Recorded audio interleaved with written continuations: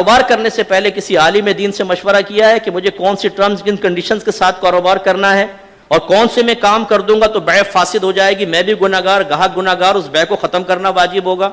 کون سی بیع باطل ہیں، کون سی بیع صحیح ہے، بیع صحیح کی شرائط کیا ہیں؟ سیکھا ہے کبھی؟ نو۔ علاقہ اچھا ہو، دکان کارنر والی ہو، چلتی ہو، بس اس کے بعد طریقہ کیا ہے باقی سب اللہ جانے، اس کا رسول جانے، معاف کر دے گا اللہ تعالیٰ۔ گھر میں جب بے برکتی والا رزق آئے گا، حرام رزق آئے گا، تو کیسے برکت پیدا ہوگی؟ سیکھنے کی ضرورت ہے۔ ایک صاحب کو میں نے درس قرآن کی دعوت دی، کہنے لگے مفتی صاحب ٹائم کہاں ہے، بیوی بچوں کے لیے حلال کمانا بھی تو عبادت ہے۔